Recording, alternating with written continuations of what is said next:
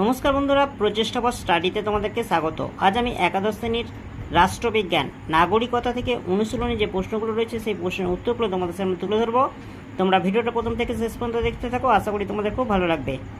বন্ধুরা, নাগরিকতা পৃষ্ঠা নাম্বার 49, অনুশীলনীর প্রশ্নের উত্তরগুলো তোমরা দেখে নাও। প্রশ্ন নম্বর 1, প্রাচীন গ্রিসে ও রোমের নগররাষ্ট্র এ বসবাসকারী জনগণের মধ্যে যারা সক্রিয়ভাবে রাষ্ট্র পরিচালনার কার্যে অংশগ্রহণ করতেন তাদের বলা হতো নাগরিক। 2 নম্বর প্রশ্ন হচ্ছে, যে ব্যক্তি রাষ্ট্রের সভ্য এবং রাষ্ট্রের মধ্যে থেকে পরিপূর্ণ আত্মবিকাশের জন্য সচেষ্ট ও সমাজের সার্বিক কল্যাণ সম্পর্কে সচেতন থাকে তাকেই নাগরিক বলে অভিহিত করেছেন। এর উত্তরে শ্রীনিবাস শাস্ত্রী। 3 নম্বর প্রশ্ন হচ্ছে, নাগরিকরা রাষ্ট্রনৈতিক সমাজের সদস্য। এই জনসমষ্টি শুধু রাষ্ট্র গঠন করে না, সেই সঙ্গে নিজেদের ব্যক্তিগত ও সমষ্টিগত অধিকার সংরক্ষণের জন্য সরকার গঠন করে এবং সেই সরকারের কাছে বশ্যতা স্বীকার করে। কিন্তু রাষ্ট্রের প্রতি আনুগত্য প্রদর্শন এবং তার বিনিময়ে অধিকার ভোগ করলেই একজন নাগরিকের কর্তব্য শেষ হয় না। তাকে এমনভাবে রাষ্ট্র প্রদত্ত অধিকারগুলি ব্যবহার করতে হবে যার দ্বারা রাষ্ট্রের সামগ্রিক উন্নতি সাধিত হতে পারে। সেই জন্য প্রতিটি নাগরিকের নৈতিক ও মানসিক উৎকর্ষ একান্ত প্রয়োজন। এই কথা কে বলেছেন? এর উত্তর হবে অপশান নাম্বার এ, মিলার।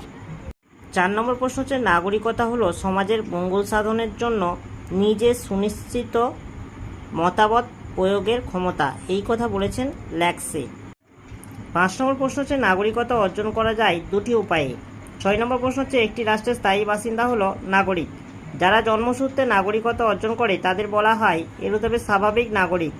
কৃত্রিম উপায়ে অর্থাৎ অনুমোদনের দ্বারা নাগরিকতা অর্জনকারীদের বলা হয়, এর উত্তরে অনুমোদন সিদ্ধ নাগরিক।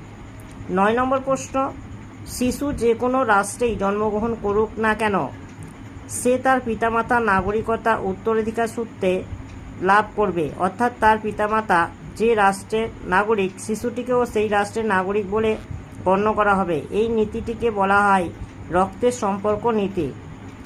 10 নম্বর প্রশ্ন হচ্ছে, যে রাষ্ট্রের অভ্যন্তরে শিশু জন্মগ্রহণ করে তাকে সেই রাষ্ট্রের নাগরিক বলে গণ্য করার নীতিটিকে বলা হয় জন্মস্থান নীতি। বন্ধুরা, আমি প্রশ্নগুলো বলছি না, দাগ নাম্বার দিয়ে উত্তরগুলো বলে দিচ্ছি, তোমরা মিলে নাও। দেখো, 11 নম্বর প্রশ্নের উত্তরটা দেখো অপশান নাম্বার সি। 12 নম্বর প্রশ্ন দেখো, তোমরা পড়ে নিও। 12 নম্বর প্রশ্নের উত্তরটা হচ্ছে অপশান নাম্বার সি।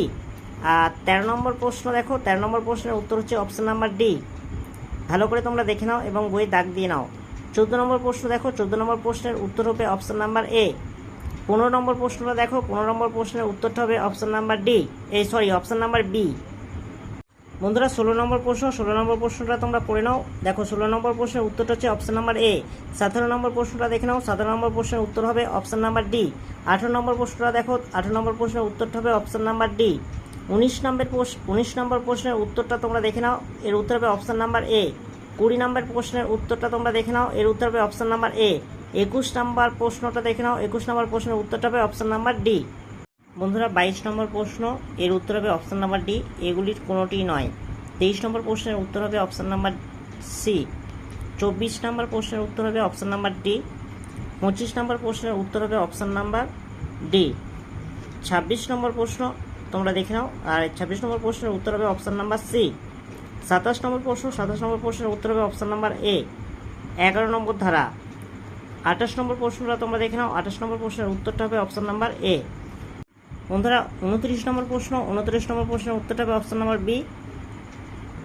এবার 30 নম্বর প্রশ্নটা দেখো, 30 নম্বর প্রশ্নের উত্তর হবে অপশান নাম্বার বি।